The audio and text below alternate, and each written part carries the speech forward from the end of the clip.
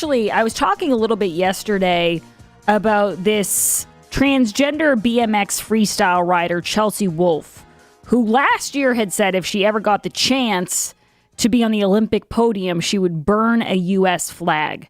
And it kind of took my breath away because I just thought, wow, how much things have changed. And her reasoning for this was that she doesn't feel that, we're inclusive enough or, and then she said, I take a stand against fascism because I care about this country and I'm not going to let it fall into the hands of fascists. I'm not even going to go into the rest of her explanation about why she would say something so horrible. But it really did make me think things have drastically changed, especially when it comes to the Olympics. The Olympics used to be all about unity and patriotism.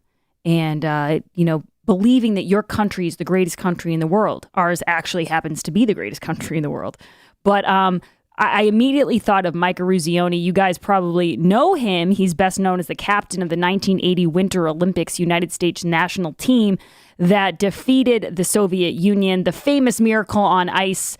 The movie obviously came out later. I've watched that so many times thanks to having two brothers. But Mike, thank you very much for joining us. And we want to get your take on this, Mike.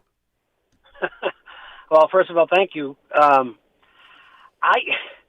was blown away by it. I really had. I was like, really? I mean, it's gotten to that point. And I'm not getting into the issues of transgender and anything else. This is the Olympic Games. This is a totally different discussion. And to even fathom standing on the podium representing your country and wanting to burn the American flag, I was like, who thinks of things like this? What would, there's other forums to talk about the issues and problems that you might have, but to even think of that, it was like, oh my God, I've always said the proudest moment that you can have as an athlete, I believe this is when you stand on the podium and you see your flag being risen just a little higher. And if you're in your own country, everybody's singing the national anthem, the Star Spangled Banner like they did in 1980, or you personally as an athlete might be singing it. It's an incredible, proud feeling. It's not a Super Bowl. It's not the Stanley Cup. Because there's always different teams in different cities. This is the United States. This is so many people that help support you over the years, family, friends, coaches. The opportunity to put that USA jersey on is a special feeling. And to treat it that way I was like, really? I was, like I said, I was blown away. And I think people have the right to say what they want, but I think you're crossing the line when you talk about burning an American flag. I mean, first of all, you shouldn't burn an American flag anywhere, let alone on the podium of the Olympic Games. Right. And I think you bring up such a good point because it's fine to have problems with the country that you live in. And we're lucky enough where if we voice our opinion on things that we see as issues, we're not going to be beheaded or thrown off buildings or, thrown in jail.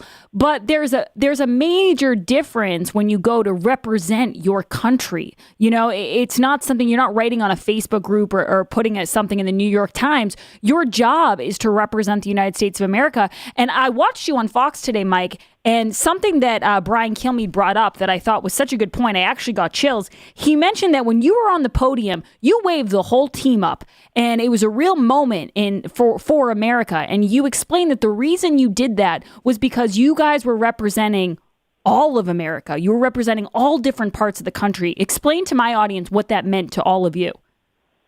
Well, first of all, I've never felt one person should be on the podium when it's a team accomplishment. And if you follow anything after 1980, when the Olympic gold medals are giving out for ice hockey, it's a long podium with all the team members stand on it together and not just one. So that was the first reaction to me. This wasn't about me. It was about our team and what our team represented. And granted, there were a lot of guys on our team from Minnesota, Massachusetts, Michigan, Wisconsin.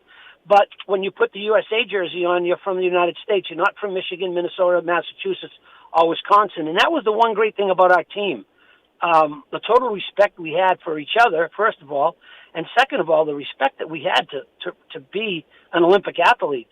And I think, by having everybody up on the podium, just, kind of reinforced the issue of how close our team was and what we believed in. And Mike, do you notice as you watch sports? I always feel when people watched games like the ones you were in that it really drew people together, all races, all ages, all genders. People really felt connected in that moment. But what I've noticed recently is there's this real push to politicize everything and to use everything as a moment to make it about the individual or specific problems or issues. There doesn't seem to be this desire to kind of bond over athletics the way we used to. Yeah, well, I just think we're living in a different era. I'm old school. I'm old fashioned. I said the Pledge of Allegiance. I stand up for the flag. I put my hand over my heart when I hear the anthem being played because I grew up in that era where we understood and respected the history of the flag and what the flag meant. And I'm not saying everybody doesn't do that today, but everybody's got their own ideas. Everybody's got their own opinions. Social media, Facebook, Twitter, all the stuff everybody's on. Everybody's got an opinion. Everybody's got an answer and a way to solve the problem, and yet we still can't seem to unify everyone together. And, yeah, there's always going to be disagreements. There always has been. That's what makes America the, unique place is everybody has an opinion and wants to help in whatever way they can. But it seems like now it's gone to the extreme that it's all about me and it's all about it's not about we anymore. I totally agree with you, Mike Eruzione. I want to ask you one more question. One thing that this person, Chelsea Wolfe, she said, one of the reasons why I work so hard to represent the United States in international competition is to show the world that this country has morals and values, that it's not all of the bad things we're known for. When you were going into the Olympics in 1980, did you feel like you were trying to dispel misconceptions about all of the, quote, bad things we're known for? No, we wanted to win a hockey tournament. We wanted to, represent ourselves, our country, the sport of ice hockey the best we could. And the best way to do that would be by winning, and we did. It was a very political time in 1980. The hostages had been taken. The Soviets had been in Afghanistan. We boycotted the Summer Games, if you remember that. So the whole world was, looking at these Olympic Games and wondering what's going to happen. And we never looked at it from a political standpoint. Our victory didn't release the hostages. Our victory didn't pull the Soviets out of Afghanistan. What our victory did was brought joy and pride to a nation at a time when we were looking for something to feel good about. And people were then waving the flag. And like I said, it didn't solve the world's problems, but I think it showed, when you believe in something and you work together as a group, that anything can happen. And I think people saw that in our victory and took great pride in that. And the letters I still get them from people who were around in 1980, still talk about what that moment meant to them as far as the pride in the United States. And that's what the Olympic Games can do and bring. I understand what she's saying about the problems. You know what? You want to solve the problem? Stand on the podium, put your hand over your heart, and sing the national anthem if you win a gold medal. Don't talk about burning the flag.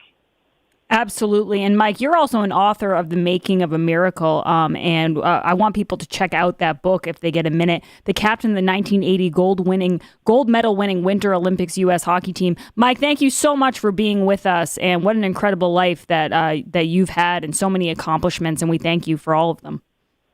Well, thank you for having me on. And I hope all your listeners are well and safe. Thank you very much, Mike Eruzione. It's amazing because he's absolutely right. It's not that, a win is going to cure all the world's problems, but that's not what it's about. It's about the team. It's about making people believe in miracles for even if it's for a second. I think that's a part of it is these athletes don't realize everybody's got a story, everybody's got a struggle.